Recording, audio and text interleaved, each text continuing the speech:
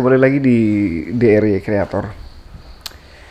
Kali ini kita akan mencoba membahas tentang sesuatu yang sedang viral dan sedang hangat-hangatnya di sosmed belakangan ini. Yang muncul di beranda kita adalah tentang KDRT dan KDRT.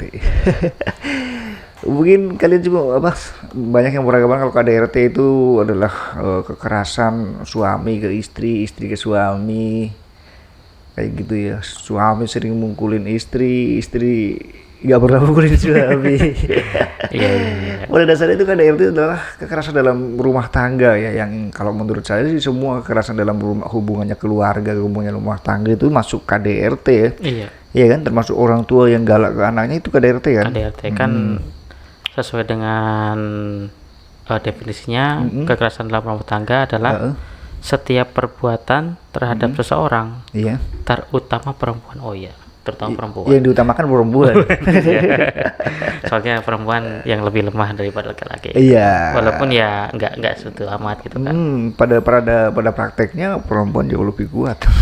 Banyak juga suami-suami yang takut istri gitu kan. Nah, itu dia. Tapi kalau kamu setuju nggak, misalkan kekerasan dalam rumah tangga itu menjadi apa ya namanya, nggak diekspos ataupun menjadi apa namanya, biarkanlah menjadi rahasia antara suami dan istri tanpa ada orang yang lain tahu karena itu merupakan aib. KDRT itu ya itu sebenarnya berawal dari masalah-masalah kecil. Nah, yang jadi permasalahan adalah ketika orang itu memendam sebuah kekerasan dalam rumah tangga, menutupi. Terus semakin ditutupi semakin menjadi. Jadi kekerasannya lebih tinggi lagi. Tapi kamu setuju nggak kalau kekerasan dalam rumah tangga itu ditutupi karena itu merupakan aib? Selama masih bisa diselesaikan secara keluargaan, itu nggak apa-apa. Enggak, maksudnya di konteksnya di sini kan gini, misalkan saya sama istri saya itu saya sering mukulin istri saya gitu kan. Contoh. Ingatnya enggak ya? Jangan. Saya suami yang sayang istri. Oh ya. Contohnya seperti itu kan, misalkan kayak saya sering KDRT. Tapi kita ada punya komitmen, udah biaranlah ini di itu sendiri. Tanpa orang lain tahu karena itu merupakan aib gitu. Misalnya istri saya juga berpikiran seperti itu, biarin aja lah suami saya mukulin saya, nggak apa-apa. Saya nggak akan menceritakan hal ini ke orang lain karena mungkin ini aib keluarga saya. Setuju nggak? Jawabannya iya atau enggak? Kalau itu enggak. Kalau aku sih enggak sih. Soalnya semakin ditutup semakin rapat maka semakin bahaya. Semakin menjadi. Iya, biasanya kalau misalkan kayak gini, misalkan istri ya dipukulin suami, dia diem aja gitu kan ya, misalkan dia nerima aja gitu kan ya, nanti malah kebanyakan sering suaminya itu semakin melonjak kan ya, makin melonjak, iya kan, semakin menjadi kan, iya, oh enggak, ini istri gua nih, terserah gua gitu. Nah itu yang jadi bahaya gitu kan, dia seolah-olah apapun yang istri miliki itu punya dia. Iya, seolah-olah apapun yang suami halal memperlakukan istri seperti apapun karena misalkan ini ya contohnya karena suami itu yang mencari nafkah gitu. Jadi seolah-olah karena suami sudah menikahi dan sudah istilahnya udah merasa jadi miliknya, dan dia melakukan eksploitasi ke istrinya gitu. Nah itu kan definisi kekerasan itu kan yang diutamakan kan perempuannya gitu ya maksudnya. Iya. Kalau mungkin gini, kalau menurut Undang-Undang Nomor 23 Tahun 2004 ini undang-undangnya nih. Ini mengatur beberapa kewajiban masyarakat dalam KDRT. Nah, KDRT itu di mana setiap orang yang mendengar, melihat atau mengetahui kejadian kekerasan rumah tangga wajib melakukan upaya pencegahan gitu. Itu wajib. Undang-undangnya kayak gitu kan. Wajib, iya. Tapi saya potong dulu sebentar nih. Tapi dalam prakteknya gini guys. Misalkan ya, kamu lagi berantem gitu kan, katakan sama istrimu gitu kan ya. Iya. Kebanyakan tetangga minggir. Biarin aja lah, itu masalah pribadi dia, ngapain kita ikut-ikut. Itu dia. Ya sebenarnya kalau masih cekcok nggak masalah. Enggak, misalkan cekcok yang di lapangan yang kebanyakan terjadi kayak gitu ya. Misalkan kamu lagi berantem gitu, misalkan istri kamu ditoyorin apa kan harusnya itu udah misalkan cuma ditoyor aja itu kan udah masuk KDRT itu kan. Iya itu. Tapi udah. saya misalkan saya sebagai tetangga gitu kan, Saya tetangga, saya cenderung gini, biarin aja lah dia sama istrinya itu urusan pribadi, aku nggak ikut-ikut Nah, lah itu yang gitu kan. bahaya. Yang bahaya kan kayak gitu. Itu sudah melanggar kewajibannya gitu, Melanggar sebagai kewajiban masyarakat. Nah, gitu. Itu yang perlu diedukasi. Iya, itu harus dikasih. Jadi sebenarnya gini, kita tidak mencampuri urusan mereka. Yang kita cegah adalah jangan sampai ketika mereka bertengkar itu sudah melakukan hal-hal yang melakukai fisik, melampaui batas gitu, melampaui batas. Paling tidak sudah melukai fisik, main tangan gitu kan. Nah, itu. Ya, jadi untuk tetangga ini diperhatikan nih, kalau punya HP itu buat belajar, jangan buat ya buat yang lain. Iya, buat yang lain kan. Itu kalau misalkan ada tetangga kalian lagi berantem itu, kita wajib sebagai tetangga itu udah diatur di undang-undang, jangan kita beranggapan wah biarin aja itu masalah keluarga, masalah pribadi, itu nggak boleh gitu kan ya. Iya. Iya, sebenarnya sih ya kalau ditarik lagi sebenarnya walaupun nggak kena fisik, terus kalau mulut kan nggak ada petulangnya tuh.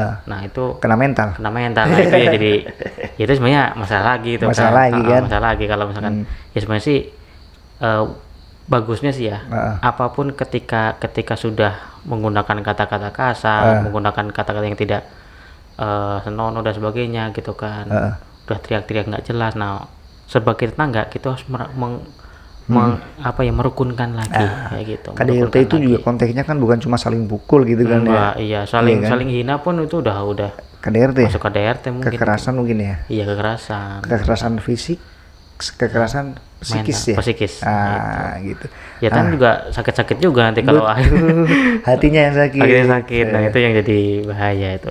Terus selama ini kita kan gini ya, misalkan kalau suami sama istri gitu kan, itu KDRT kan. Tapi dalam praktek keseharian kita juga tidak menuntut banyak kejadian yang seperti contohnya dari suami istri lah, orang tua ke anak gitu kan. Itu masuk KDRT enggak? Ya, kekerasan dalam rumah tangga kan semua kekerasan yang terjadi dalam rumah tangga. Nah, iya kan? Rumah tangga itu kan nggak cuma suami istri kan, ada anak juga. Ya, anak juga kan. Kan anak termasuk keluarga juga. Iya. Nah, masa dicolek kalau keluarga kan. Nah, termasuk juga, tapi kadang ya kita tidak memperhatikan. Tidak memperhatikan hal itu. Kadang ya aku lihat tetangga gitu kan, anaknya di ini, kamu goblok gitu kan.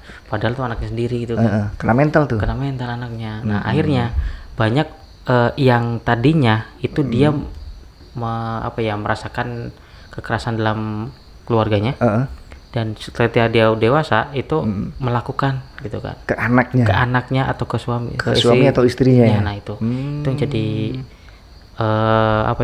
dendam gitu kan. Betul, kalau tidak termanage dengan baik ya. gitu Kesimpulannya bahwasanya keluarga itu adalah guru kita ya, maksudnya kehidupan di keluarga adalah guru kita yang paling itu ya, di samping nanti kita punya guru di sekolah gitu kan ya. Nah, pendidikan pertama itu pendidikan keluarga. Iya. Jadi kalau jadi bapak itu harus pintar-pintar emang ya. Iya, pintar. Tapi teori mah gampang. Prakteknya yang kadang susah. Nah, itu dia. Iya kan? Ya makanya ini kalau tarik lagi ke mundur gitu ya, sebelum nikah tuh emang harus mempersiapkan diri, harus punya ilmunya, nggak cuma punya cewek, punya duit gitu kan. Ilmunya nggak ada, ya. Kadang-kadang kalau ilmunya udah, duitnya udah, tinggal pasangannya yang susah. Nah itu itu yang susah tuh. Itu tantangan buat kita semua. Tantangan juga, iya, semua orang punya. Iya. Jadi pentingnya mencari pasangan hidup, ya kan, yang suami mencari istri yang keibuan, istri mencari bapak yang ke bapak, itu penting sebenarnya. Iya, penting.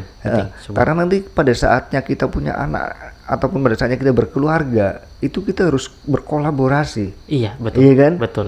Harus berkolaborasi. Jadi jangan sampai kayak gini. Misalkan contoh kayak gini, istri itu menang sendiri. Iya kan? Iya. Mentang-mentang suaminya cinta banget ke istrinya, ya kan, terus istrinya menang sendiri. Iya. Terciptalah susis, suami takut istri. Oh iya. Iya kan? Nah, itu sebenarnya kurang pas sebenarnya. Kurang pas. Meskipun dalam undang-undang istri itu diutamakan kan? Istri diutamakan, tapi enggak gitu juga kali ya? Ya enggak gitu juga. Tapi di sini enggak ada. Ini bukan saya ngomong istri saya ini loh. Jangan. Enggak ya. Bukan kita lagi curhat itu enggak, tapi ya. Saya melihat di sana-sana, kalau di sekitar kita itu kayaknya enggak ada deh ya seperti itu kan? Enggak ada. Nah, lantas kayak gini ya. Kalau misalkan kekerasan itu terjadi pada suami, kita harus berbuat apa sebagai suami? Iya, sebenarnya sih secara hukum kan antara laki-laki perempuan kan sama di mata hukum gitu kan ya. Iya, tapi dalam hal konteks KDRT kan perempuan yang diutamakan, terutama perempuan gitu iya, kan. kenapa perempuan? Karena memang secara fisik ya, secara harfiah fisik itu memang perempuan lebih lemah daripada laki-laki. Iya. Jadi kaum perempuan itu adalah kaum rentan yang disakiti. Iya. Kaum rentan gitu kan. Walaupun ya nggak semua kayak gitu juga gitu kan. Jadinya undang-undang itu ada kan undang-undangnya kan undang-undang perlindungan perempuan dan anak. Iya, karena kenapa perempuan dan anak nggak laki-laki gitu kan ya, karena perempuan dan anak-anak itu adalah kaum yang rentan untuk disakiti. Jadi ketika mereka disakiti itu cenderung tidak melawan. Nah, kalau laki-laki kan biasanya kan gentle gitu kan ya. Kalau disakiti ya dia balas pasti gitu. Tapi kalau kita berbicara hati gitu ya. Hati ya. Iya, kalau kita berbicara hati gitu kan ya. Malah kalau menurut saya laki-laki itu yang lebih apa ya? Lebih mellow daripada hati ya kan. Banyak kejadian kayak gini ya. Kalau laki-laki patah hati itu semua orang tahu, diungkapin, diapain kan. Kan gitu kan. Kebanyakan perempuan kalau patah hati dia lebih bisa bertahan ya. Maksudnya lebih bisa tegar menghadapinya gitu kan. Gimana ya? Aku bingung gitu. Ya, itu kayak gitu. Ini contoh lagi kayak gini. Misalkan ya, misalkan hubungan si A sama si B itu udah cerai kan. Udah cerai. Misalkan mereka sebelumnya itu punya 2 anak, ya kan. Punya 2 anak udah cerai, anaknya ikut istrinya. Nah, terus suaminya itu sendiri gitu kan. Nah, pasti kadang-kadang juga suaminya bingung tuh. Tapi kalau istri, ibu misalkan ya, kalau istri ya perempuan gitu kan, banyak yang perempuan itu biasa aja bertahan lah. Udah aku nggak usah mau nikah lagi, aku fokus ngurusin anak. Kalau suami mungkin jajan kesana kemari ya. Iya. Ya itu kembali ke psikologi ya masing-masing. Ya. Jadi sebenarnya banyak kasus seperti ini kalau sudah KDRT dan sudah sangat riskan banget itu kan. Nah, ujung-ujungnya perceraian. Ujungnya perceraian. Nah, emang kalau dibilang mana yang lebih tegar, laki-laki dan atau perempuan gitu kan. Ya sebenarnya kalau di teori tidak ada kepastian apakah laki-laki dulu atau perempuan dulu gitu kan, tergantung yaitu masing-masing ke pribadinya individunya gitu kan, masing-masing. Ada juga yang karena maaf ya bukan tidak mendiskreditkan kaum manapun gitu ya. Ada juga yang perempuan dia karena dia selalu sakit sama orang laki-laki, dia udah punya anak, akhirnya dia trauma gitu kan. Dia ingin istilahnya healing gitulah gitu kan ya. Jadi akhirnya dia jajan kemana-mana gitu kan. Jadi tebar pesona gitu kan. Ada yang gitu ya? Ada gitu. Nanti kalau kena Satpol PP alasannya apa? Ya saya cuma main gitu. Menghidupi anak gitu kan. Ada yang enggak, ini bukan masalah ekonomi, tapi dia nggak peduli masalah ekonominya passion gitu ya? Jadi dia deketin cowok-cowok itu bukan karena ekonomi, tapi karena dia ingin lebih ke itu lebih saya tuh perempuan, saya tuh kuat gitu kan. Jadi ingin menunjukkan bukan jual diri, bukan. Jadi dia itu ingin mendominasi dia di depan laki-laki. Bahwasanya gitu. aku tanpa dia bisa gitu ya. Terus dia juga bisa kayak laki-laki jadi playgirl gitu kan. Gitu. Iya, kadang-kadang ada juga yang seperti itu, yang disakiti dia deketin laki-laki tuh bukan karena dia ingin mencari pengganti yang lebih baik, tapi dia ingin menunjukkan bahwa dia lebih aku pisah sama kamu, aku bisa begini. Aku bisa begini, kamu bisa sama perempuan yang banyak, aku juga bisa ke laki-laki yang banyak gitu kan. Jadi ada rasa-rasa balas seperti itu. Nah, itu dendam yang terpendam, dendam yang terlampiaskan. Ya, dendam yang terlampiaskan. Nah, sayangnya itu dia punya anak. Nah, kadang-kadang anaknya terbengkelai. Itu gitu. Dia. Jadi yang pertama itu KDRT, nanti korbannya adalah otomatis anak. Iya, anak. Iya kan? Yang paling riskan itu anak. Iya. Dan itu akan menjadi circle lagi, anak ke anaknya anak lagi gitu kan. Itu nggak putus-putus. Makanya KDRT itu harus diputus. Sebagai masyarakat ya mikirnya jangan itu biarin aja itu itu masalah keluarga gitu, jangan seperti itu kali ya. Nanti kalau misalkan udah nyenggol ke generasi bawahnya, tahu-tahu anaknya dia kawin sama itu kan jadi double KDRT.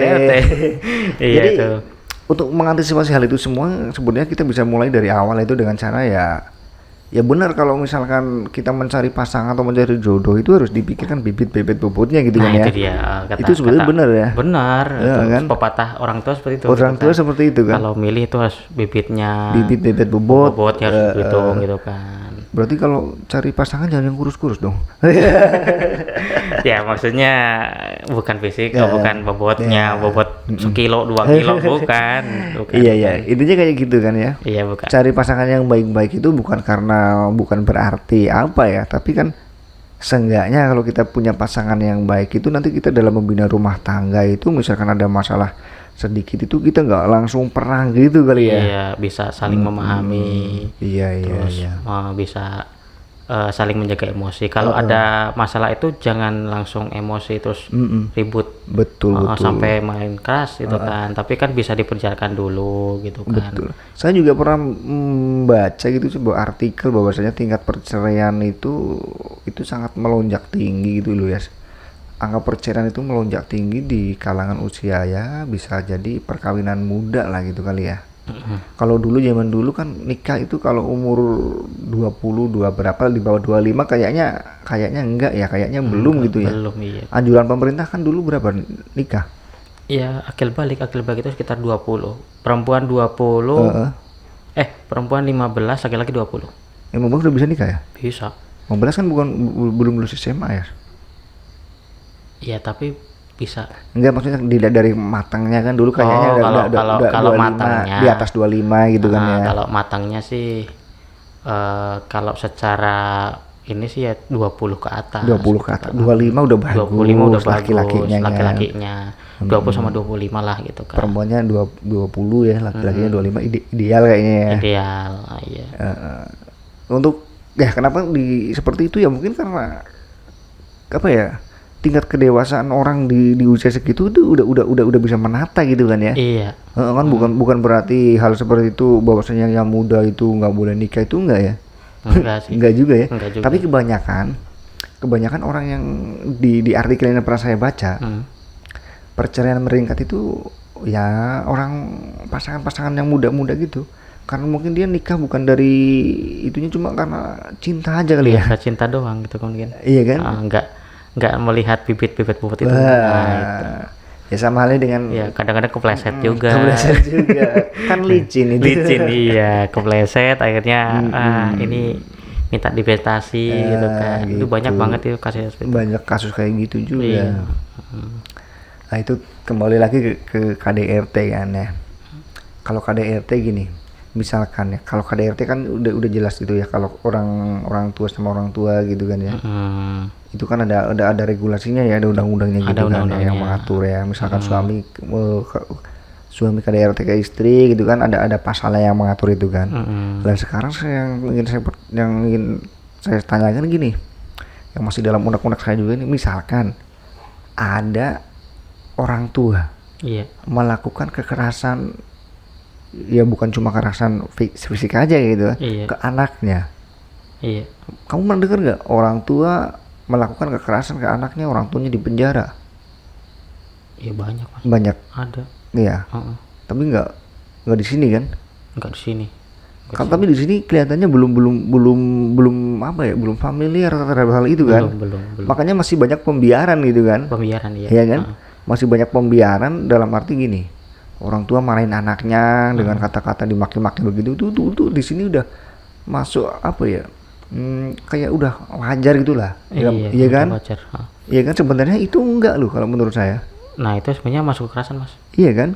Walaupun nggak main fisiknya nggak ditampol misalkan ya, tapi dia main psikologis. Iya kan? Psikisnya kena pasti anaknya. Nah ini tadi belum sempat nih, belum selesai. Nah jadi kekerasan rumah tangga itu menurut undang-undang ya, undang-undang nomor berapa nih, nomor 23 tahun 2004. 2004. Nah ini mengatur tentang kekerasan rumah tangga. Jadi kekerasan dalam rumah tangga adalah setiap perbuatan terhadap seseorang, terutama perempuan, tadi kan sampai situ, yang berakibat timbulnya kesengsaraan. Jadi kalau dia merasa kesengsara berarti udah masuk kayak gitu. Atau penderitaan secara fisik, seksual, psikologis. Nah, ini masuk. Itu udah masuk semua kan? Semuanya, fisik, seksual, psikologis. Lanjut. Dan atau penelantaran rumah tangga termasuk ancaman untuk melakukan perbuatan. Ancaman aja udah masuk. Ancaman aja udah masuk itu kan. Melakukan pemaksaan, terus atau perampasan kemerdekaan secara melawan hukum dalam lingkup rumah tangga. Nah, lingkup rumah tangga itu ada suami, istri, anak. Nah, itu. Tadi apa? Perampasan kemerdekaan. Iya, perampasan kemerdekaan. Jadi gini, anaknya dikekang. Iya. Nah, itu. Suami dikekang istri. Nah, itu dia. Iya, itu kan masuk juga. Kadang-kadang anak-anak itu kan dulu, ya zaman dulu kan nggak boleh kemana-mana, dikekang gitu kan. Akhirnya dia jadi cupu. Itu kita bahas nanti. Yang ingin saya bahas ini yang tentang misalkan istri terlalu ngekang banget suaminya. Itu banyak loh kejadian seperti itu. Iya. Suaminya mau gini nggak boleh, mau gitu nggak boleh. Itu termasuk KDRT itu. Iya, selama dia merampas kemerdekaannya dia. Iya kan, misalkan gini, merdekanya suami, misalkan suami punya hobi apa gitu kan. Kalau dikekang itu kan hobinya apa, ya hasratnya jadi nggak tersalurkan tuh. Itu nggak merdeka dong. Iya juga sih, tapi nggak gitu-gitu amat sih. Kalau gitu nanti malah pada protes suami-suami, oh ini saya mau mancing nggak bisa, kok kamu kadang akhirnya ribut lagi. tapi kalau kan banyak kan? Iya banyak sih, banyak kayak gitu ya. Misalkan suami, kadang suami bohong karena istri itu ya karena apa-apa dikekang kayak gitu. Kemerdekaannya dirampas. Dirampas ya. Iya. Mau mancing nggak bisa. Kan? Tapi cenderung kayak gini, kalau istri-istri itu cenderung kayak gini, suami boleh melakukan apa aja silahkan. Tapi yang misalnya kalau hobi kan ya, misalkan hobi, boleh melakukan hobi aja apa aja. Yang penting modalnya jangan terlalu banyak. Intinya kayak gitu sebenarnya. Iya kan? Yang penting sebenarnya gini, kalau jumlah yang dikeluarkan dan sebagainya itu kan bisa kesepakatan antar suami istri gitu kan. Suami misalkan punya uang berapa, istri punya uang berapa, masing-masing punya keinginan, diwujudkan bersama kan lebih enak. Itu kalau yang sama-sama tahu. Kalau misalkan kadang-kadang kan kenapa ini jadi kekerasan, karena memang dari kedua suami istri ini tidak saling menyadari, tidak saling berkomunikasi, nggak ada koordinasinya gitu kan. Makanya komunikasi itu penting. Jadi harus komunikasi, harus koordinasi. Ngomong, mah aku pengen ini gitu kan, pak kalau pengen ini kan gitu. Tapi seorang suami kadang-kadang itu nggak mau komunikasi karena itu kan setiap keinginannya pasti ditolak sama istri, apalagi kalau harus mengeluarkan budget yang banyak. Tapi ya nggak semua. Istri saya nggak gitu masalahnya. Ya yang ngetrik dikit lah gimana biar istrinya agak lembut dikit gitu kan tahu lah, laki-laki kan tahu cara merayu perempuan biar mau. Ada triknya sendiri gitu kan. Nah itu yang jadi masalah itu ketika suaminya udah nggak bagus komunikasinya, istrinya juga nggak bagus juga gitu kan. Tahu-tahu main jebret-jebret aja lah gitu kan. Akhirnya ya nggak harmonis gitu kan.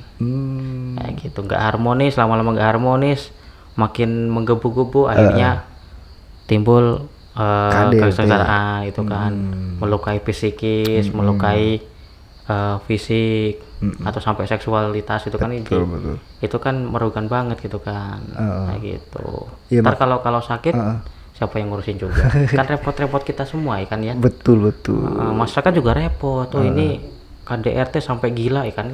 Kita yang repot juga, yang harus ngurusin ke sana kemari kan gitu. Kan nggak mungkin kita biarin aja kan kalau udah sampai segitu. Betul. Ya intinya kayak gini sih kalau menurut saya. Intinya ya semua masalah pasti ada jalan keluarnya. Komunikasi itu penting gitu kan. Jangan sampai di rumah itu terjadi kekerasan di depan anak terutama gitu kan. Nah itu dia. Karena nantinya akan menimbulkan statement tersendiri oleh anak gitu loh. Misalkan kalau anak kita perempuan ya, misalkan kan, kalau misalkan anak kita perempuan lihat bapak sama ibunya selalu bertengkar, ibunya terpojokkan, nanti lama-lama kan tumbuh rasa benci anak-anak tersebut yang sebagai perempuan itu benci ke bapaknya, dalam hal ini laki-laki gitu kan. Nanti itu bisa berakibat ya di saat perempuan itu dewasa, anak itu dewasa, jangan-jangan nanti bisa terjadi juga karena saking bencinya ke laki-laki, jadi anaknya itu nggak suka laki-laki gitu kan. Nah itu dia. Jadi bisa juga kan? Bisa juga gitu kan, nggak karena laki-laki pembenci akhirnya dia hanya mencintai yang iya, terlalu nyaman dengan itu dan terlalu takut dengan laki-laki kan. Iya. Itu yang jadi bahaya kalau tidak segera ditangani gitu. Betul. Jadi masyarakat itu jangan acu-acu acu-acu banget gitu kan. Bener. Ya paling nggak ya harus sedikit tanggap lah urusan masyarakat gitu kan, jangan bikin aja lah, yang penting aku bahagia sendiri gitu. Betul. Kan Kita harus menghilangkan statement yang bahwasanya alah itu urusan rumah tangga lah, ngapain kita ikut-ikut. Kita harus menghilangkan statement kayak gitu. Iya. Bahwasanya kita berumah tangga, setiap bertetangga gitu kan ya. Ya kita nggak harus ikut-ikut campur banget ke urusan mereka, tapi yang intinya yang ya kita udah tahu lah ada undang-undangnya kayak gitu yang udah menyinggung-nyinggung tentang KDRT gitu, ya kita sebagai tetangga wajib dong. Iya kan? Iya. Cuma tinggal caranya aja gimana gitu kan. Iya. Jadi gini. Ya kekerasan rumah tangga gitu kan ya. Ya kalau kita sebagai masyarakat terus melihat itu terjadi gitu kan. Ya kita kan tiap hari kan bertetangga kan pasti tahu, kehidupan pasti tahu, sedikit banyak pasti tahu gitu kan. Ya mungkin kalau baru awal-awal masih wajar ya, mungkin bisa diomongin dikit gitu kan. Iya jangan kayak gitu sama suami, sama anak, sama istri gitu kan. Jadi kita nggak masuk ke kehidupan mereka, tapi hanya memberikan saran. Iya. Terus teorinya seperti itu. Teorinya seperti itu. Tapi prakteknya susah pasti. Susah. Kadang-kadang biarin aja deh gitu kan. Biarin aja deh. Iya. Nah kalau udah melewati batas kan kelihatan.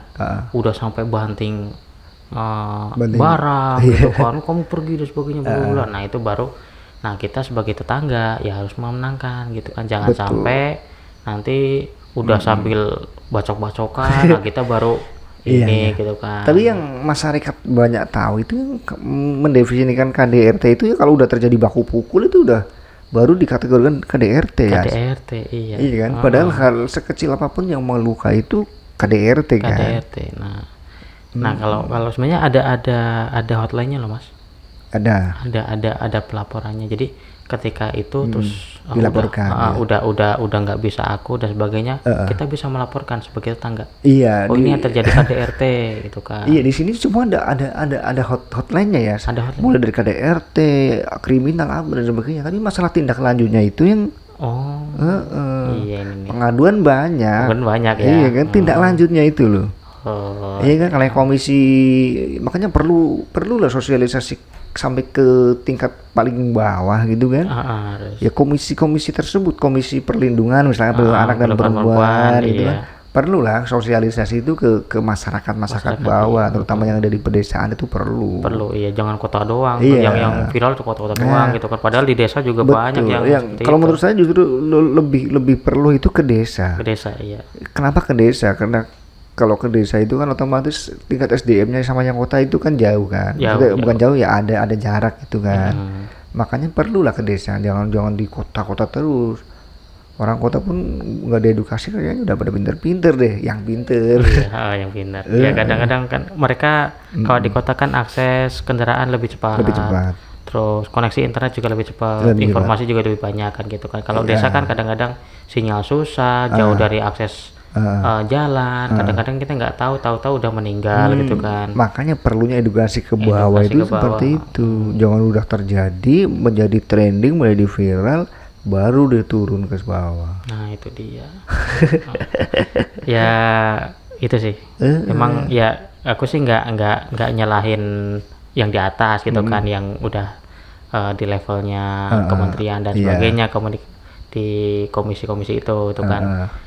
Ya mereka juga punya batasan kayak gitu. Mereka juga kalau ada apa harus dapat informasi gitu.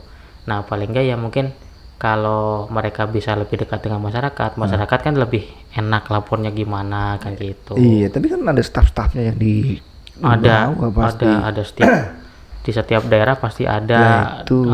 staff-staffnya, ada duta-dutanya juga gitu kan. Ada. Nah, gitu.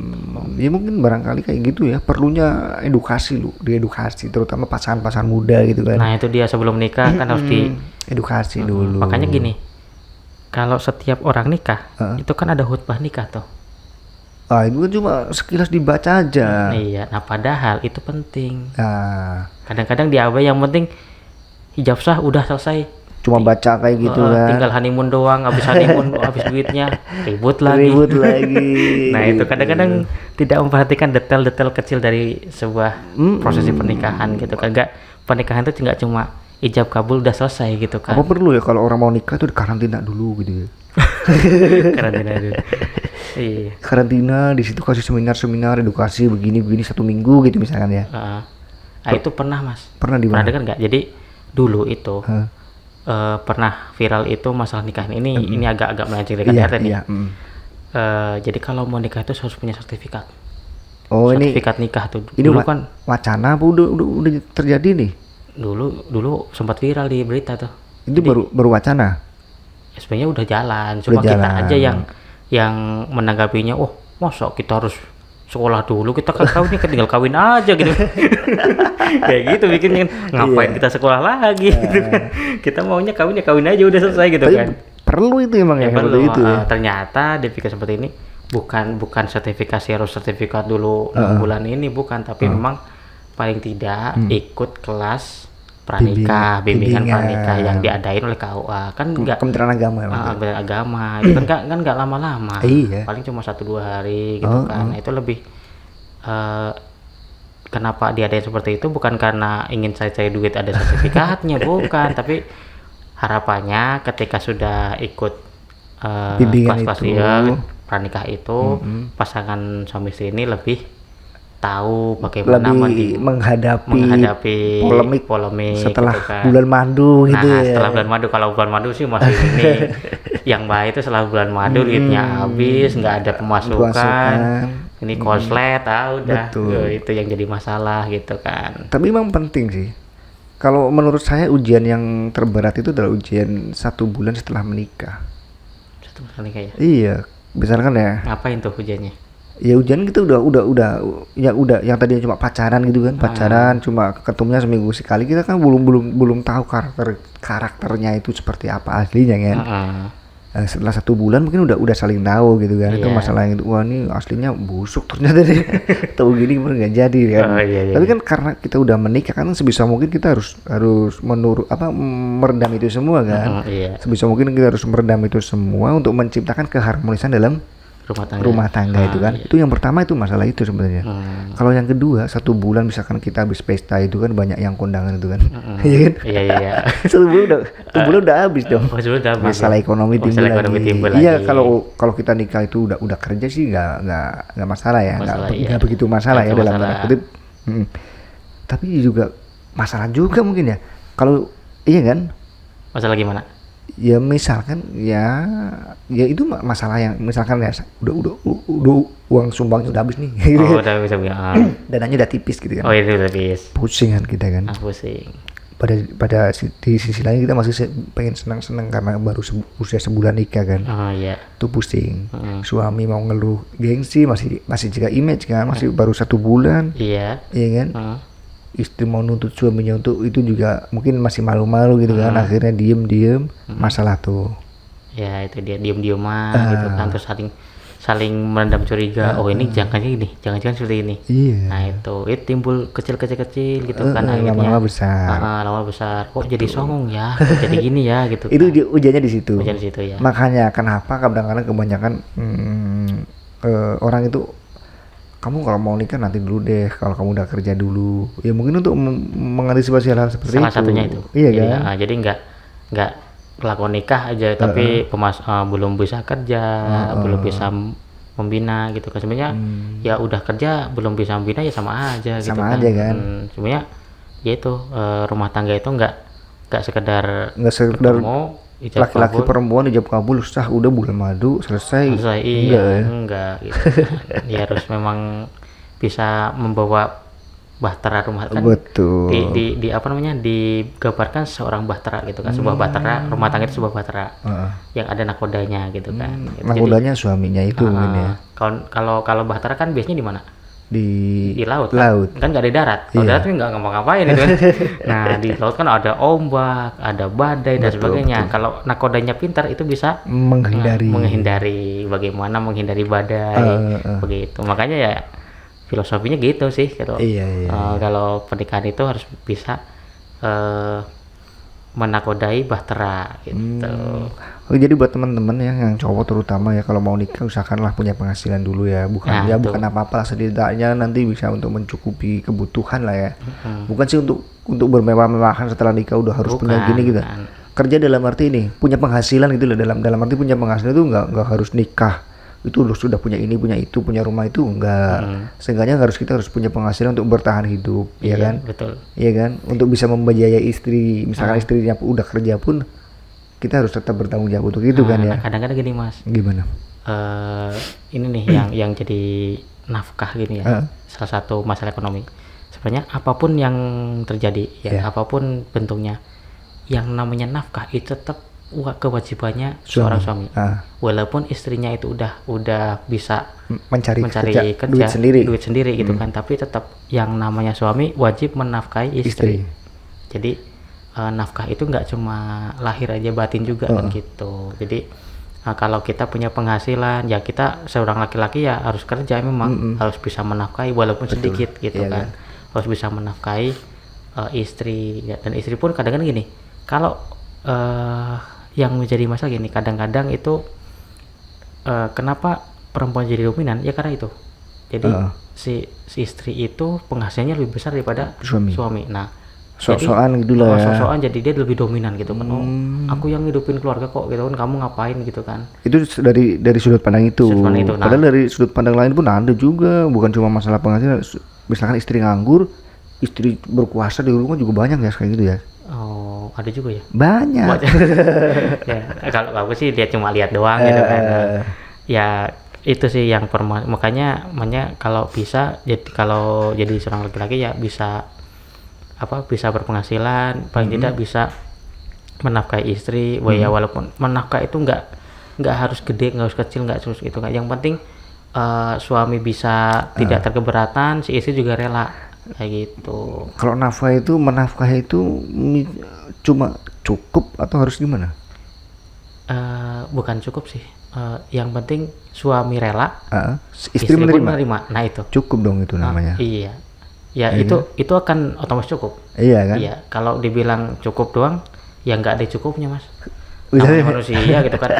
Aku cukupnya 10.000 cukup gitu kan ya. Kalau yang maksudnya kan 10.000 nggak mungkin. Intinya gitu nerima gitu kan. Yang penting nerima. Yang ngasih rela, yang nerima juga ikhlas. Nafkah itu nggak ada parameternya gitu. Nggak ada parameter harus 1 juta nggak ada. Itu nggak ada. Yang penting saling menerima, legowo gitu kan. Itu buat para istri tuh, ya kan? Makanya kalau cari istri ya yang legowo gitu kan, bisa saling nerima apa adanya, iya kan? Jangan terlalu ngejar-ngejarnya, nggak pasti lah, ya kan? Cowok kalau misalkan suka cewek dianya nggak suka, udahlah cari yang lain. Nanti akan berimbas di kehidupan setelah nikah. Nah itu dia kan. Kalau kita maksain gitu kan. Kalau kita menghalalkan segala cara, misalkan ya, aku suka sama cewek itu ya, dia gak suka sama saya misalkan ya, saya terlalu maksa gitu kan, ngejar pas pasti dia mau, tapi nanti akan timbul masalah lagi setelah menikah pasti. Nah itu dia. Iya kan. Bisa jadi ceweknya selingkuh lah, bisa jadi ceweknya nuntut ke kita, nuntut banget gitu. Kamu udah aku terima dulu nih masalahnya, kamu harus kerja dong, harus nafkahin aku sekian dong selama 1 bulan. Bisa jadi gitu. Kan. Jadi pesan saya kayak gitu. Pesan saya, kalau misalkan cinta sama seseorang, kalau dianya nggak cinta udah nggak usah dikejar. Ini dari cerita dulu ya. Saya nikah sama istri saya itu karena apa? Ceritanya kayak gini.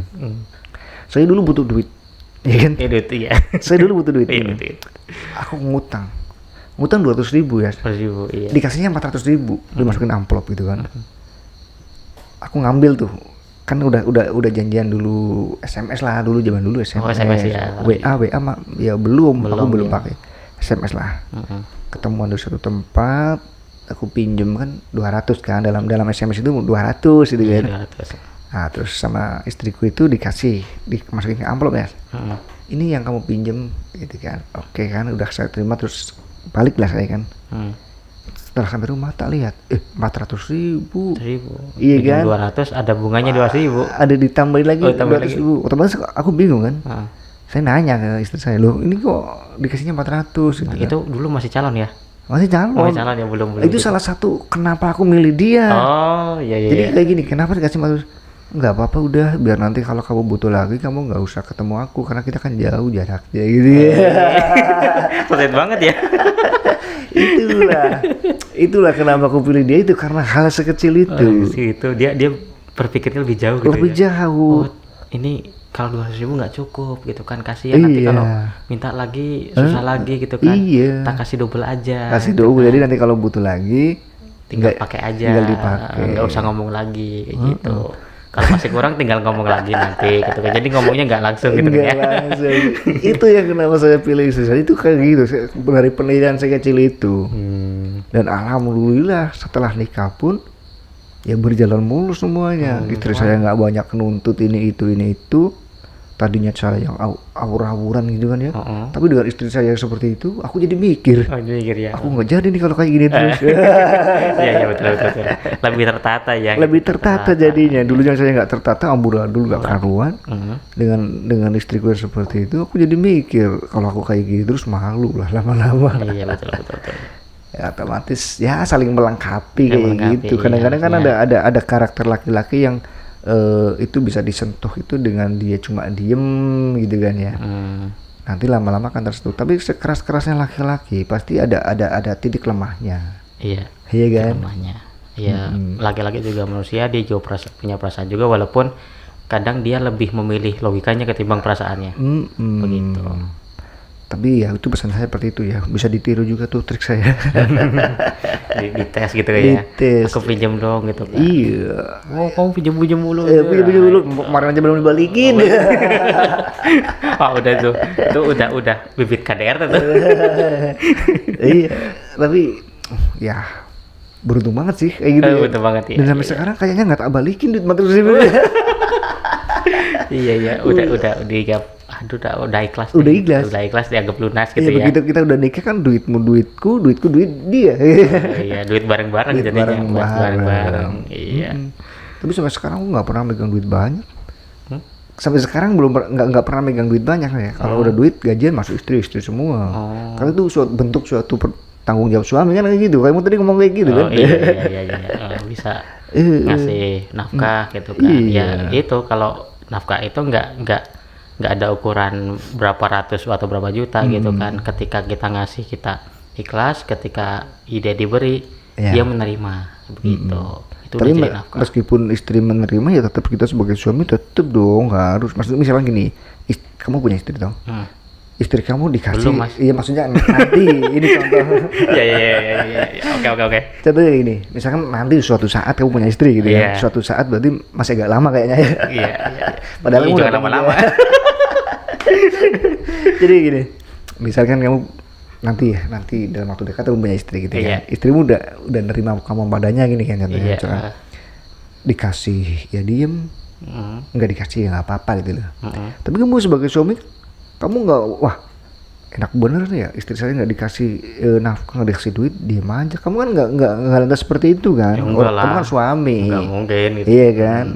Ya tetap kamu tetap dong. Masih tetap ngasih walaupun dia butuh nggak butuh, karena kewajiban kita gitu kan. Nah itu kalau kita saling menyadari seperti itu pasti kita bisa deh meminimalisir KDRT kan. Iya bisa meminimalisir KDRT. Iya. Saling menerima. Faktor KDRT yang paling utama adalah ekonomi kalau menurut saya. Iya, kebanyakan hampir separuh lebih itu karena ekonomi. Kan? Karena faktor ekonomi. Ekonomi yang pertama. Yang kedua misalkan itu waktu sebenarnya. Iya, waktu. Jadi nggak pernah dilengok gitu kan, nggak pernah punya waktu bareng. Bener. Gitu kan. Itu yang kedua gitu. Komunikasi itu juga bisa menyebabkan KDRT. Komunikasi juga KDRT juga. Makanya ya sebisa mungkin kalau misalkan kita sibuk banget itu kan, misalkan kita merantau, istri di rumah sempatkan lah ya buat telepon gitu kan ya. Paling enggak kan nyapa sebelum berangkat, papa berangkat dulu gitu kan ya. Bener. Mungkin itu kan mungkin. Iya, berangkat dulu ya. Gitu. Iya, Kalau saya sama istri saya gitu. Oh, gitu ya? Kamu pernah lihat dong kan waktu istri saya berangkat kerja malam itu kan? Oke. Iya kan, cium tangan itu. Ya, betul. Nah itu salah satu apa ya? Apa namanya, pencegah KDRT. Ya, jadi suami dan istri saling menerima, saling menghormati. Gitu. Ya gitulah teman-teman, KDRT sebenarnya bisa diminimalisir. Kalau misalkan kita duitnya pas-pasan gitu kan, jangan lantas dijadikan penyebab itu KDRT lah. Kita duitnya pas-pasan ya, kebutuhan kita disederhanain aja gitu kali ya. Iya kan? Iya, misalkan kita punya duit 10.000 nih. Ya kan, buat misalkan yang 10.000 lah, terus sedikit ya 1 juta lah, yang 1 juta kebanyakan. Ya gini, hari ini kita punya duit 50.000 katakan 50.000 iya. Ya jangan dibelikan nasi padang lah. Kalau bikin nasi padang sekali makan berdua habis iya. Beli beras sama sayur aja 50.000 kan bisa buat makan 1 hari, kasarnya kan begitu. Iya kan. Ya harus pintar-pintarnya kita dalam mengolah gitu kan ya. Iya, mengolah. Makanya cari istri yang pintar mengolah doh. Mengolah duit, mengolah apa gitu kan? Iya, bisa manajemen lah. Manajemen keluarga gitu. Jangan cari istri yang cuma dandan, lipstick, jangan. Ya boleh-boleh aja kan, biar si suami tambah. Iya, iya boleh. Istri boleh dandan, maksudnya jangan cari yang bisanya cuma itu aja. Itu dia. Bebet, bibit, bobot itu harus dihitung. Untuk perempuan pun jangan apa ya, maksudnya jangan menuntut ya, carinya aku kalau nggak yang ini nggak mau lah gitu kan. Banyak nggak ini cerita apa ya, maksudnya bukan pengalaman sih, bukannya fenomena yang aku alami gitu kan. Dulu di zaman saya SMA gitu kan ya, teman perempuan saya, teman saya yang cewek itu kan ya, ekspektasinya itu kalau nggak dapat polisi, tentara. Iya kan? Iya yang kan? Berseragam lah gitu ya. Yang berseragam itunya kan. Anak SMA itu. Iya kan? Padahal yang nggak berseragam polisi kayak tentara, ngincernya kalau nggak perawat bidan kan. Iya. Padahal yang berseragam nggak cuma polisi, tentara loh. Ya kayak satpam berseragam. Enggak, maksudnya cerita itu seragamnya udah ganti. Udah ganti ya? Iya benar. Iya dulu kayak gitu ya. Deketin cewek ini kan, deketin perempuan gitu kan. Iya. Aku dulu kan belum berseragam. Sampai sekarang pun saya nggak punya seragam. Kan dulu kan kayak gitu kan. Dia ngincarnya kalau nggak tentara, polisi gitu kan. Iya. Padahal tentara sama polisi juga punya standar sendiri kan ya. Iya. Nggak mungkin loh ya, nggak punya standar kan. Ngincernya juga beda. Nggak mungkin kebanyakan tentara polisi ngincernya anak SMA, nggak kan juga kan ya. Iya. Paling kalau kan kebanyakan polisi kan kalau nggak bidan perawat itu kan ya. Iya, biasanya sih gitu kan. Umumnya, walaupun nggak semuanya seperti itu. Umumnya kayak gitu, ini cuma cerita aja sih. Nggak semuanya kayak gitu itu enggak. Ya banyak juga yang polisi dapat itunya SMA. Bukan kita merendahkan SMA, enggak gitu loh. Maksudnya ini buat apa ya, menganalogikan aja lah. Iya. Itu seperti itu. Ya sebenarnya gimana ya, kalau ya kalau bilang soal pasangan hidup itu katanya kan cerminan gitu kan. Cerminan diri. Kalau kita pengen punya pasangan yang baik, ya kita harus baik juga kan. Gitu, harus memperbaiki diri gitu.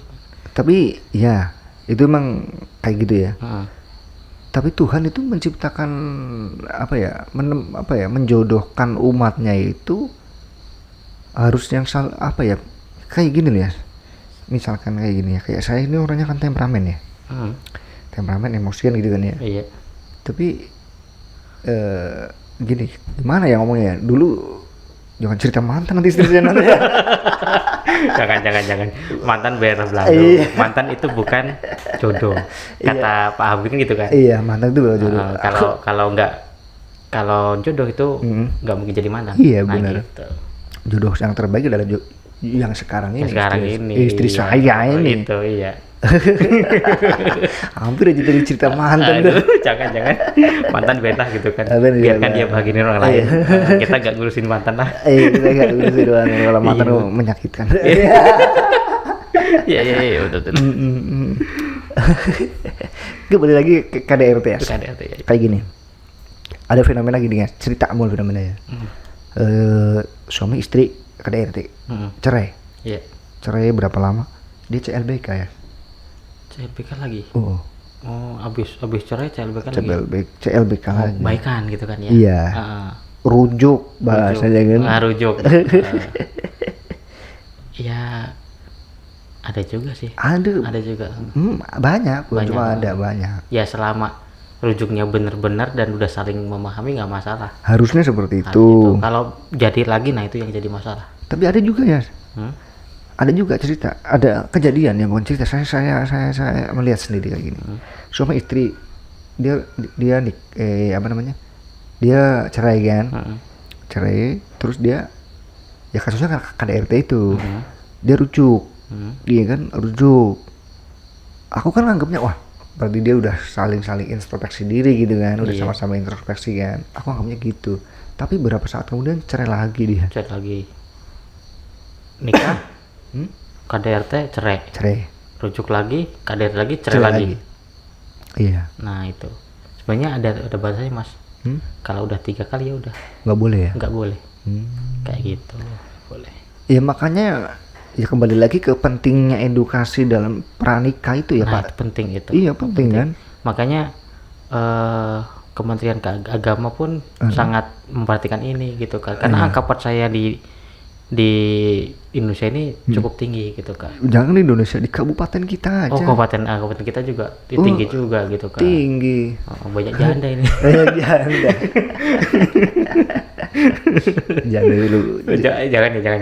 Kata orang-orang janda itu lebih menggoda. Emang bener sih. Ya, kadang-kadang lebih menggoda daripada.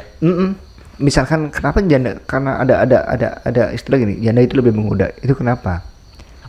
Karena gini, kalau menurut saya, misalkan saya perempuan itu kan, sebelum saya jadi janda, itu kayak saya kurang merawat diri gitu kan. Iya. Terjadilah perceraian dan saya jadi janda, iya kan. Iya. Terus saya mungkin introspeksi diri kan, kenapa ya kok dulu diceraikan sama suamiku ya? Apa jangan-jangan karena aku nggak pernah pakai lipstik gitu ya? Coba deh pakai lipstik, pakai bedak. Sampai tahu dapat suami lagi. Kan berarti pikirannya kayak gitu. Iya. Iya kan. Ya itu kenapa janda lebih menggoda itu kayak gitu. Lebih berani. Lebih gitu. Berani mengekspresikan diri ketimbang yang masih perawan gitu. Karena perawan mah mikir malu-malu gitu kan. Takut diapa-apain gitu. Iya. Kalau janda kan udah nggak takut. Mau apapun nggak apa-apa. Ada kan lagi tuh. Maaf. Maksudnya diapa-apain dalam bukan itu. Bercanda aja. Bercanda ini gitu. Iya. Ya memang KDRT ya seperti jadi tadi di awal ya, jadi apakah KDRT itu bisa disembunyikan gitu kan? Apakah boleh disembunyikan? Ya tergantung, sebenarnya itu polemik juga sih. Polemik juga. Jadi kalau kita pro terhadap gak apa-apa disembunyikan, berarti kan kita seolah-olah melegalkan bahwa KDRT itu hal yang biasa gitu kan. Betul. Tapi ya kalau menurut saya sih KDRT apapun keadaannya itu tidak boleh dibiarkan. Iya. Mungkin kayak gini loh. Mungkin seperti ini ya. Misalkan kan yang kemarin itu misalkan ceritanya kan misalkan kita habis dipukul suaminya terus lebam di sini, tiba-tiba ada tamu datang. Ternyata yang datang ibunya, si istrinya menutupi gitu kan ya. Iya kan. Iya. Emang nggak apa-apa nih kejedot gitu kan, padahal dipukul orang. Bagi suami. Iya, suami. Itu mungkin kalau sekali 2 kali nggak masalah kalau menurut saya. Dengan tujuan nanti biar supaya suami itu merubah dirinya. Iya juga bisa kan. Kalau sekali mungkin nggak sengaja terus suaminya langsung minta maaf, nggak masalah. Nggak masalah. Clear gitu kan, tidak menjadi masalah. Tapi lantas bukan itu suatu hal yang membenarkan untuk KDRT tidak dipublikasi atau gimana gitu kan? Iya. Jadi sebenarnya kalau kasusnya jangan dipublikasikan sih mas. Kasusnya. Paling tidak orang-orang terdekat itu bisa menangani. Bisa menangani. pertama menangani dengan diri sendiri gitu kan, bisa diedukasi pasangannya ini. Iya. Kalau misalnya nggak bisa ya cari tokoh masyarakat yang lebih bisa. Tokoh masyarakat nggak bisa ya udah, karena ini sudah mencakup lebih parah lagi, ya berwajib langsung harus bertindak. Iya. Gitu kan. Tapi misalnya kamu sebagai istri kan, kamu dipukul tuh namanya. Kamu boleh dong ngadu ke orang tua. Boleh aja sih. Boleh ya. Mungkin kalau satu dua kali masih lah gitu kan. Iya, harusnya sih ya sebagai, kalau misalkan aku punya anak gitu kan ya. Aku punya anak, terus anakku nikah sama orang. Misalkan itu ya. Tapi janganlah. Jangan seperti ya. Ini yang amit-amit gitu kan. Nah, terus anakku tuh yang perempuan dikasarin sama suaminya. Nah, aku sebagai orang tua kan dia ngadu sama, "Oh, suami ini Pak," gitu kan. Ya kalau aku sih lebih mendengar dulu kenapa gitu kan. Iya. Terus kalau berapa kali, kalau cuma sekali dan dia minta maaf apa enggak gitu kan. Kalau minta maaf udah selesai, berarti dari situ ada itikat baik. Nanti kalau misalkan sekali mukul gitu kan, nggak minta maaf, nanti besok mukul lagi, nah itu aku sebagai orang tua harus melindungi anak kan gitu kan. Iya Mas, aku juga setuju dengan pendapatku seperti itu. Aku setuju, tapi masalahnya nggak semua orang tua itu seperti itu. Nah itu dia. Iya kan? Misalkan nih, saya punya anak perempuan katakanlah, anak perempuanku di KDRT kan sama suaminya ngadu ke saya kan, karena saya orang temperamen. Iya. Langsung sikat. Sakit aja. Ya. biar kapok dia. Biar kapok. Iya. Ya setiap orang punya solusi masing-masing untuk seperti itu. Ya maka dari itu SDM itu perlu ya, sumber daya manusia itu ya sangat berpengaruh terhadap itu juga kali ya.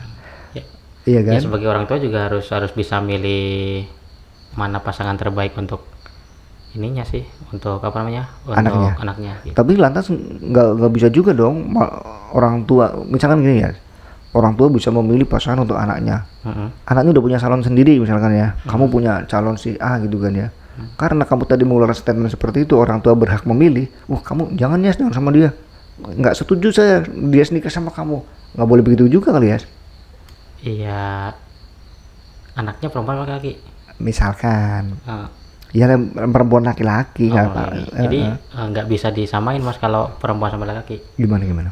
Jadi kalau perempuan ya, kalau perempuan itu ketika apa namanya, perempuan kan walinya ayah gitu ayahnya. Kan. Jadi siapapun yang jadi pasangannya dia harus bilang ke ayahnya.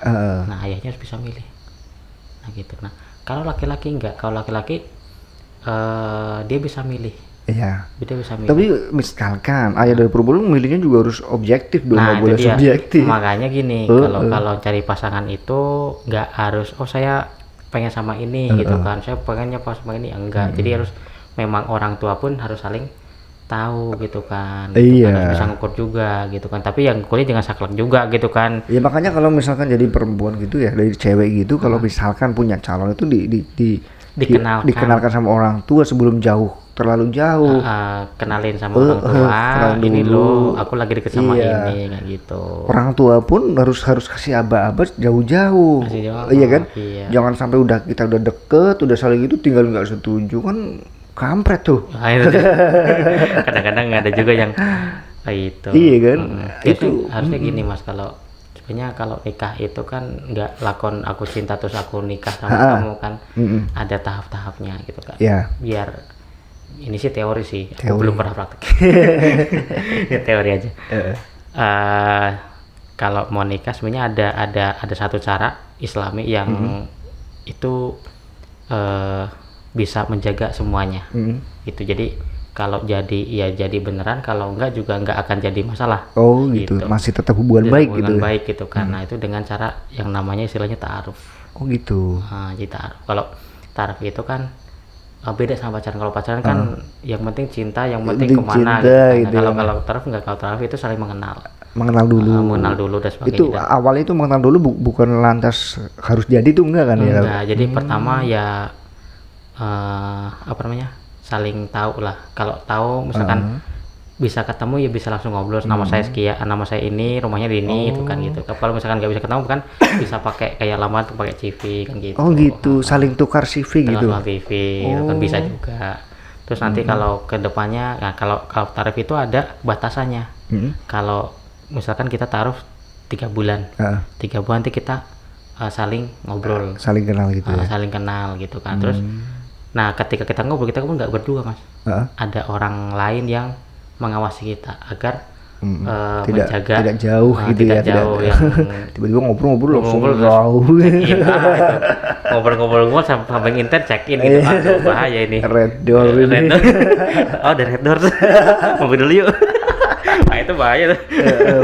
Nah itu makanya harus ada ininya, harus ada pengendalinya juga kan gitu. Ketika obrolan sudah semakin nggak jelas, maka diarahkan sama itu kan gitu kan. Ibarat kayak main bola, ada wasitnya gitu kan, ada wasitnya.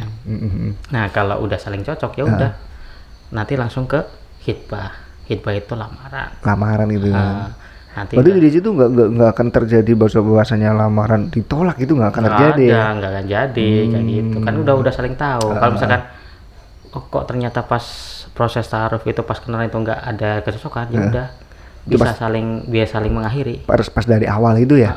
Kita akhiri aja daripada gini itu. Nah ketika diakhiri sudah selesai, tidak menuntut apa-apa itu gitu. Ibaratnya kayak pacaran putus gitu ya, cuma itu yang taaruf itu lebih ramah gitu. Lebih ramah ya. Ya bisa aja sih kalau orang-orang nggak tahu taaruf ya mungkin pacaran tapi ramah, nggak masalah gitu kan. Tapi kebanyakan gini ya, kebanyakan orang-orang mengira taaruf itu dijodohkan loh. Oh beda kan? Beda, enggak. Tapi kebanyakan orang taunya itu. Iya kan? Iya. Dia nih dijodohin sama si itu, nggak pacaran dia, padahal kamu taruh gitu kan? Iya kan? Berarti taruh beda ya sama beda ya? Enggak kalau dijodohkan kan orang tua ketemu orang tua. Ya kadang-kadang juga pilihan orang tua nggak pas juga kan? Iya bener. Nah gitu. Kamu udah pernah ngalamin itu kan? Pernah. Pusing itu Mas. udah. nanti jadi panas nih. Pernah. Malah jadi curcol nih. Aduh, dari KDR tuh curcol. Ya pokoknya gini, kalau pakai taaruf itu ada tata keramanya, ada apa namanya? Ada nggak kelakon langsung ini cocok enggak gitu kan. Jadi menggali yang obrolannya tuh gini. Obrolannya kalau di Kupas itu ada 3. Pertama melihat masa lalunya. Jadi soal cerita masa lalu dulu pernah apa aja, ini apa aja gitu. Berarti dalam 3 itu ada konsepnya berarti. Ada konsepnya. Gitu. Sekali ketemu ada konsep ini, sekali ketemu ada konsep ini. Jadi saling tahu pandangan dan sebagainya kan. Kayak gitu. take me out itu ya? Ya take me out. Iya. Minim take me out tapi lebih kecil lah lingkupnya. Lebih aman, lebih safe gitu kan. Privasi pun tidak bocor. Tapi kan kedua belah pihak harus tahu tata caranya masing-masing dong. Iya, harus tahu. Berarti kalau ta'aruf pun harus sama orang-orang yang udah paham itu udah juga. Paham juga. Karena gini, kalau pacaran kan kalau putus kan privasi udah kemana-mana tuh. Ya. Dia itu mantanku tuh dulu kayak gini. Enggak semua juga dong. Kadang-kadang gitu kalau pacaran kan privasi udah bocor kemana-mana. Ya karena putusnya kalau pakai emosi gitu. Nah, kalau putusnya baik-baik emang enggak. Iya sama aja. Kadang-kadang pelan gitu kan, punya bedanya suaranya kalau itu tinggi, ini pelan itu sama aja, privasi bocor-bocor juga gitu kan. Iya kebanyakan itu ya, kalau pacaran putus terus dibeberin deh. Aku udah ngapain itu cuma itu. Itu dia kadang-kadang itu sebenarnya untuk meluapkan rasa sakit hati. Rasa sakit hati. Iya. Kalau misalnya kita putus dengan perasaan legowo, akan aman-aman aja. Meskipun udah dibok-bok. Dia bok-bok. Gitu. Itu lama-lama jadi panas juga nih. Apa lampunya ya? Lanjut ta'aruf ya. Tadi KDRT ta'aruf itu ada hubungannya. Iya, jadi kalau pakai ta'aruf itu aman, privasi tidak bocor gitu kan. Karena di awal pun semuanya sudah tercover. Kalau bila perlu itu kita saling paham, kita bisa pakai kesepakatan. Jadi kalau kita tidak saling cocok, misalkan kita pakai pertanyaan, kalau kita cocok kita lanjut, kalau tidak cocok kita bisa saling menjaga. Itu di awal. Harusnya materai itu. Komitmen di awal. Komitmen di awal bahwa ketika kita ingin proses taruh, biar nggak sama-sama bocor, dibolehkan untuk membuat surat pernyataan sama kesepahaman. Itu ada petunjuk bakunya nggak itu? Ya kalau baku-baku nggak gitu, tapi kita mengadopsi dari ya kayak kalau kita mau kerjasama kan ada gitu. yang MOU-nya, ada saling ininya juga kayak gitu. Itu bisa diterapkan ke itu juga ya, maksudnya ya emang itu ya pacaran yang kayak gitu ya. Ta'aruf juga pacaran sebenarnya kan? Iya ta'aruf Pacar ya bisa aja sih pacaran cuma yang pacaran. lebih apa namanya, lebih ramah gitu kan. Tapi ada perbedaan yang sangat signifikan. Iya, ini aturannya jelas. Aturan jelas. Kalau gitu. pacaran kan aturannya nggak jelas. Nggak Udah jelas, jalan lama, nggak dilamar-lamar. Iya, tahu-tahu sama orang lain. Tahu sama orang lain. Ini baru-baru Ya. gitu kan. Aku pernah ini, aku pernah itu gitu kan.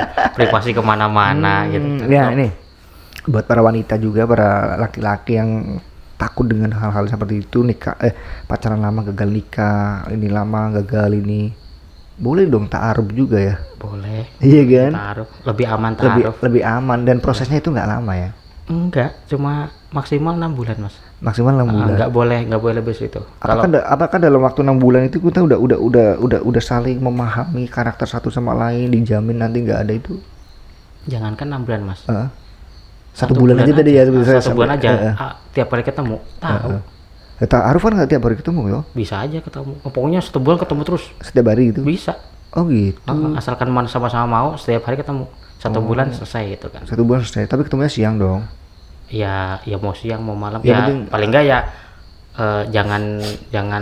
jangan pakai waktu privasi kan. Profesional itu waktu makan, waktu tidur, waktu mandi kan. Masa waktunya mandi ngobrol mulu kan gitu.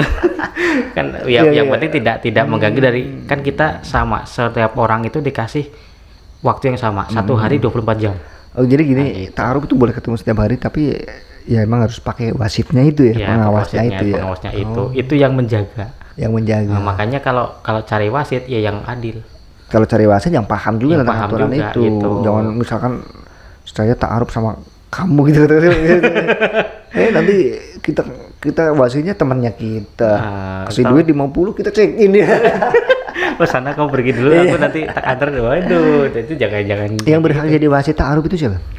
Nah, yang wasit aja ketemu yang bahasanya jadi perantara lah ya, yang wasit lah gitu. Bahasanya yang enak-enak aja kalau Iya, misalkan wasit. Nah, yang jadi wasit pertama kalau bagi perempuan muhrimnya. mau misalnya kakaknya, adiknya, bapaknya. Gitu. Kalau laki-laki pamannya boleh gitu. Oh gitu ya. Yang wasitnya yang dari pihak perempuan? Enggak harus itu kan. Dari pihak laki-laki juga bisa muhrimnya perempuan atau muhrimnya laki-laki boleh juga. Oh gitu. Terus ada juga bisa jadi guru apa? Ya guru ngaji, guru sekolah. Yang lebih efektif ya orang yang tahu itu ya, kan ya. Yang lebih baik yang berilmu lah. Yang gitu berilmu kan. dan menguasai tentang hal itu. Gitu. Dan yang berilmu dan yang berakhlak tentunya. Teman pun sama boleh. Tapi catatannya kalau bisa yang sudah menikah. Jangan dong, kalau teman saya nggak rekomendasi deh. Teman tapi yang udah nikah ya, udah punya suami atau punya istri. Kalau masih sama-sama jomblo, tiga-tiga nih jomblo, ini mah jadi segitiga nih ya. Kalau udah punya suami istri pun, kalau temen saya kira enggak dulu deh. Ya walaupun itu kalau ada boleh. 1 3 itu yang paling terakhir lah gitu kan. Iya, teman boleh kan. Temen paling terakhir kalau udah terakhir, ada kedua pilihan lain teman yang bisa udah tahu gitu kan, nggak masalah gitu kan. Yang penting dia juga bisa bertanggung jawab. Temen yang punya akhlak tentunya ya. Yang punya akhlak. Tapi rekomendasikan jangan yang jomblo. Oh gitu. Soalnya kalau jangan jomblo kan punya rata juga aku jomblo, dia jomblo. Nanti kalau sama kamu kenanya sama saya bisa jadi ya. Itu kalau nggak jadi kan bisa sama saya. Jadi kita itu jadi kacau tuh sistemnya gitu. Makanya jangan yang jomblo gitu. Minimal udah kalau udah punya istri atau suami kan lebih terjaga gitu aja. Betul. Kalau ta'aruf itu ajaran dari mana sebenarnya? Islam ya. Iya, Islam. Ya perlu digarisbawahi lagi ya bahwasanya ta'aruf itu beda sama perjodohan ya. Ta'aruf itu nggak dijodohkan gitu kan. Jadi jangan berpikiran ta'aruf itu dijodohkan, itu enggak. Ta'aruf itu ya kita penjajakan, pacaran juga, cuma dalam tanda kutip itu lebih ramah, lebih itu kan ya. Lebih tersistematis gitu kan.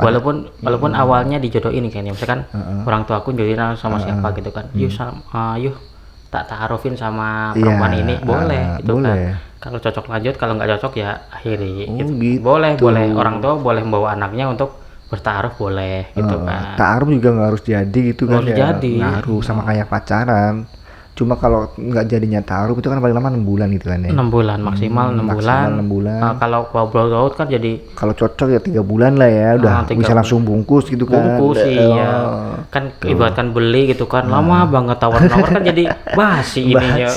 Tuh untuk menghindari PHP tuh bisa juga tuh. Iya, mode PHP iya gitu kan. Besok saya lamar setahun lagi, 2 tahun lagi gitu kan. Ditanya kok nggak lamar-lamar, belum cukup duitnya. Itu ya iyalah belum cukup, kamu nggak kerja. Nah itu jadi kadang-kadang harus pintar-pintar lah. Harus pintar-pintar. Pintar-pintar memilih gitu. Nih, misalkan kesepakatannya itu kalau taruh misalkan kan dari kedua belah pihak ada salah satu yang menolak, udah kan? Iya, kalau misalkan sama-sama mengakhiri salah satu misalkan. Kalau misalnya mengakhiri dari salah satu pihak aja gimana? Boleh, nggak apa-apa. Misalkan ceweknya mengakhiri, cowoknya nggak boleh baper dong? Nggak boleh. Harus legowo kan? Harus legowo. Ya memang kita nggak saling. Kalau misalkan cocok dipaksain? Enggak, misalkan ya, ceweknya nggak mau nih. Kita sebagai cowok tapi udah cocok dengan ceweknya itu. Kita berusaha untuk mendapatkan itu dengan taruh, itu bisa nggak? Meyakinkan ya, gitu. Meyakinkan. Ya selama ceweknya masih mau buka nggak masalah. Masih memberikan kesempatan. Tapi kalau ceweknya udah nggak mau, ya udah. Nggak bisa dikejar ya? Gitu kan. Aturan mainnya kayak gitu ya? Nanti malah jadi bibit KDRT. Oh gitu. Kan nggak cocok. Ya lebih baik ta'aruf kali ya? Lebih baik ta'aruf semuanya. Ta'aruf sebenarnya itu bukan perjodohan teman-teman. Ta'aruf itu ya proses menemukan itu, cuma ada terstruktur, iya kan? Ada alur mainnya gitu kan? Iya. Ada alur mainnya, ada aturan mainnya. Dan itu dijaga. Dan itu gini loh, karena ta'aruf itu salah satu syariat agama. Ketika jadi ya jadi pahala juga, ketika nggak jadi juga tetap pahala karena pahala. Itu kita nggak berbuat aneh-aneh kan? Nggak berbuat aneh gitu tuh kan. Daripada pacaran ujung-ujungnya banyak dosa, ya kalau yang pacarannya bikin dosa sih. Kalau yang nggak sih apa-apa. Itu dia. Ya bisa jadi juga ya. Kayak gitu buat teman-teman yang sering di PHP-in misalkan gitu kan. Nunggu lama-lama, kadang-kadang ada yang pacaran lama sampai 7 tahun gagal nikah gitu kan, banyak ya kayak gitu ya. Banyak gitu. Ini cuma 6 bulan loh waktunya, iya kan? 6 bulan. Tanpa bunga lagi. Ya ada loh banyak itu teman-temanku yang gimana? Sampai marah-marah gitu kan. Karena tahun-tahun pacaran, tahu-tahu putus aja. Oh saya nggak terima gitu. Oh kan. Gitu banyak. Aku sampai pusing dengerin. Iya. Bertahun-tahun pacaran gitu kan. Iya. Udah ngasih ini udah putus diminta lagi. Ada juga yang kayak gitu ceritanya. Ya kalau ta'aruf kan kita nggak dituntut itu, misalnya ketemu pun kita nggak harus dituntut. Nggak usah dituntut cowoknya yang traktir itu, nggak kan? Enggak, malah nanti orang tua kalau ajak orang tua kan orang tua yang bayar. Kita nggak keluar duit. Iya kan, maksudnya bisa patungan gitu. Bisa patungan gitu kan. Kalau pacaran kan kebanyakan cowok gitu. Cowok harus punya duit banyak dulu. Yuk kita kemana nonton dulu dan sebagainya gitu kan. Ya kalau jadi, kalau enggak habis duit. Itu teman-teman yang buat teman-teman yang udah punya penghasilan, istilahnya udah siap nikah, mending deh ikuti sarannya dia. Iya. Itu lebih aman. Iya, mungkin gitu aja dulu ya sih ya. Kita udah bahas panjang lebar tentang KDRT, tentang apa ini, sampai pada akhirnya kita itu ke ta'aruf ya. Ta'aruf itu sebagai solusi KDRT. Solusi itu ada hubungannya juga kali ya. Ada hubungannya. Oke teman-teman, apabila teman-teman ada pertanyaan atau ada kritik, monggo ditulis di kolom komentar aja. Buat teman-teman yang udah subscribe, ucapkan terima kasih banyak. Yang belum subscribe, jangan lupa subscribe, komen juga ya, like dan share juga agar kita semangat lagi untuk membuat konten yang menarik dan sedikit. Ya enggak sedikit sih ya. Ya beredukasi lah gitu kan, mengedukasi masyarakat. Iya, mudah-mudahan konten kita bermanfaat. Amin. Jangan lupa di subscribe ya teman-teman. Nyalakan juga tombol notifikasinya biar kalau nanti begitu kita bikin konten baru, langsung ada notifnya. Oke, dari kita cukup sampai sekian dulu. Kita ketemu lagi di area kreator berikutnya ya. Terima kasih udah nonton, terima kasih udah like, subscribe, terima kasih juga yang udah komen. Oke. Terima kasih. Selamat malam. Ya, selamat malam.